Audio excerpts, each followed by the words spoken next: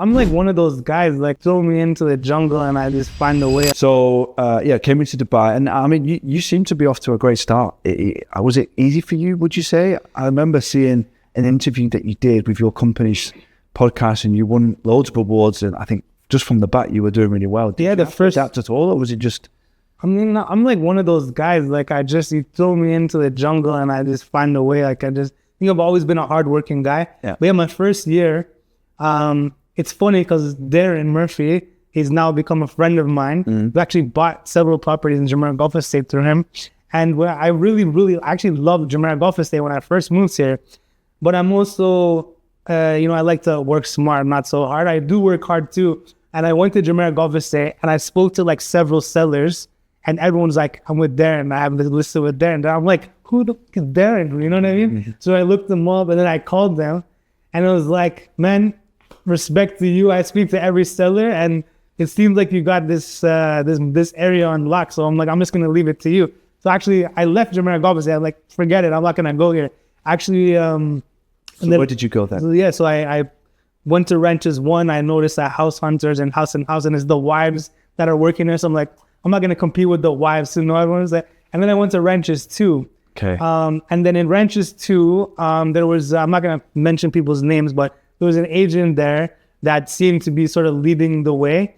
And so I managed to get a buyer after 3 weeks for a Reem community villa. At that time, it was like 1.7. I think now they're like 4 point something. And I managed to get the lady to make an offer. And it was through this agent. And then he disappeared. He ghosted me. And there was like 4 days. I went to the managing director. I'm like, I have a check. We're ready to close. But this guy is not answering his phone. Like, what do I do now? And of course, he's like, you know what? It's been 3 days or whatever. Just call the seller yourself. So I called the seller.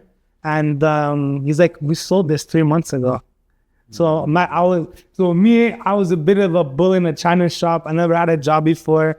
Don't know how to bite my tongue. I'm a little too chaotic, I would say, at some point. So I called this guy from someone else's phone. I'm like, I started tripping out, like actually. And the funny thing is that my managing director's wife and his CEO's wife were best friends. So he ended up going and telling them that I was a little like going off on him.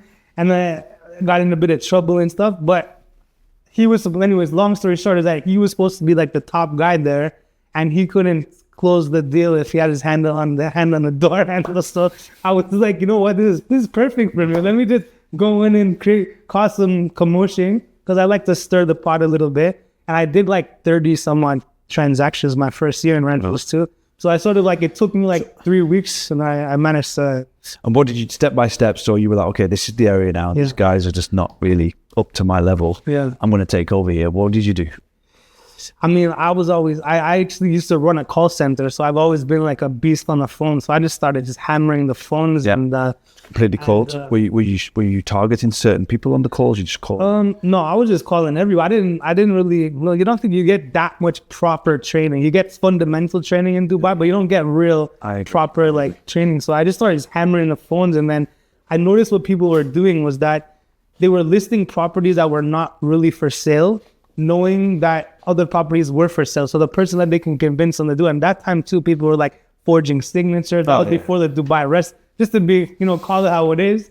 So it was like, I did a little hustling, whatever I needed to do. And then I would find out the houses that were for sale, not in a shady way where I'll go and pretend to do viewings like some of the agents were doing, but I would just like go around, I would see what was vacant, and then I figured out which houses were for sale. So I did get some real listings, but then I just did a lot of cross-selling. Yeah.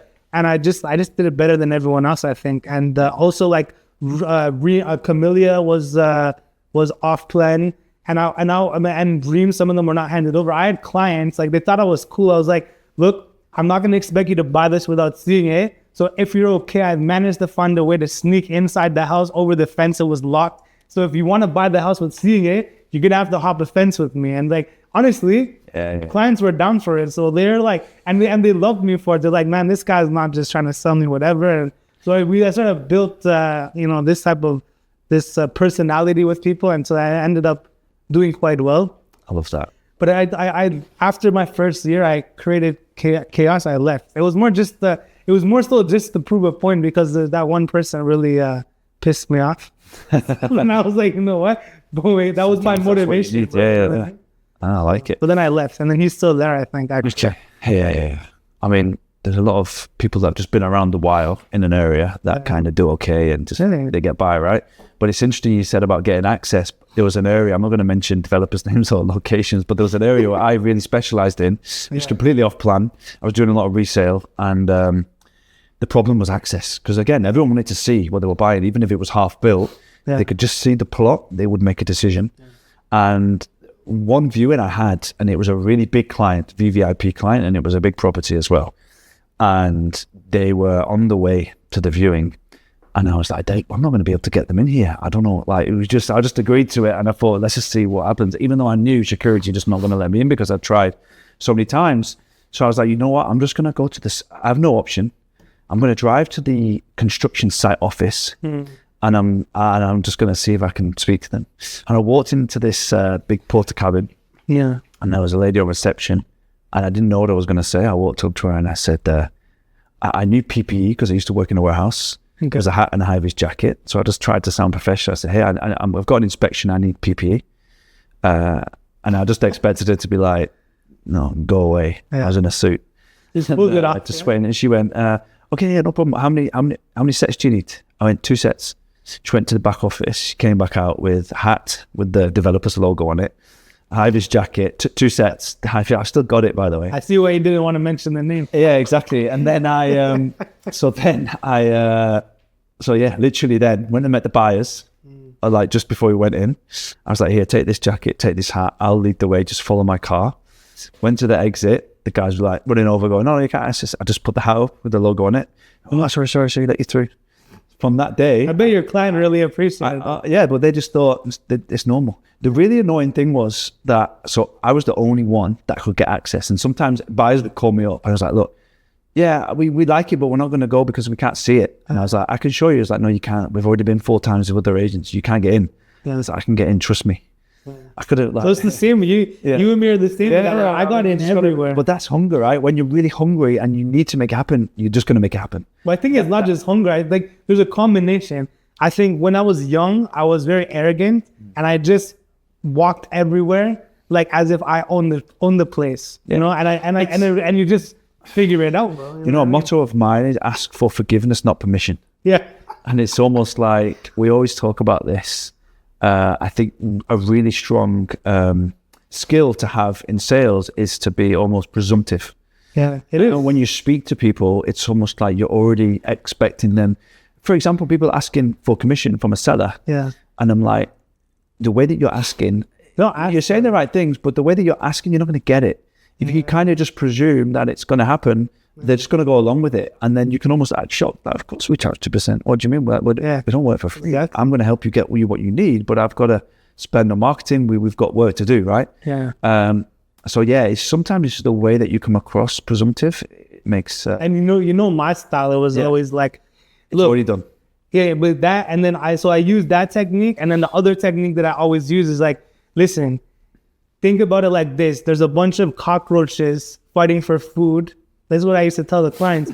And I'm like, and if you want to get the king cockroach to work, you need to feed them, you know? Yeah. So I was like, I'm a cockroach. No, like not me. I was saying, so you need to make sure that if you want everyone to work as hard as you want to get the highest amount, you're gonna have to pay people because everyone is greedy. Everyone is here to make money. I would tell them that. I'm like, so they were just like, they didn't even question. They're like, 100% I agree. Like, I want to get the best price. And then that was just the hustle to get them through the door. But in the end, you know, they didn't always get the price we wanted.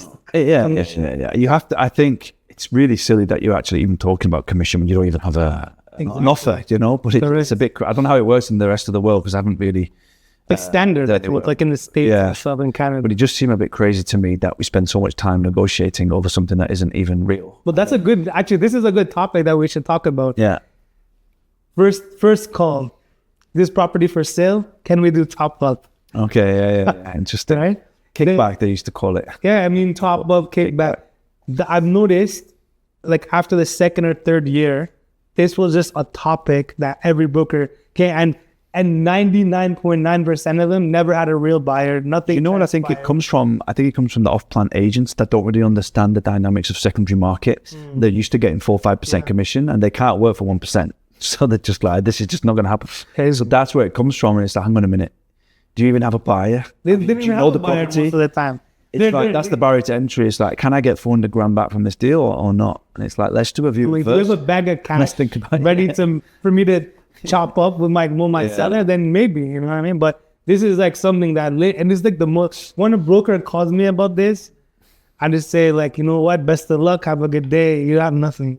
Because nothing ever happens when it comes to that. And anyone smart knows, like if you want to go into a dealership and buy any car, in order to negotiate, you need to be ready to make a deal. You don't just come window shopping and then try to negotiate without having, because your leverage is the cash. Exactly. You come with the cash, you can hold the carrot, you can dangle the carrot, and then you can take it away. Correct? Yeah.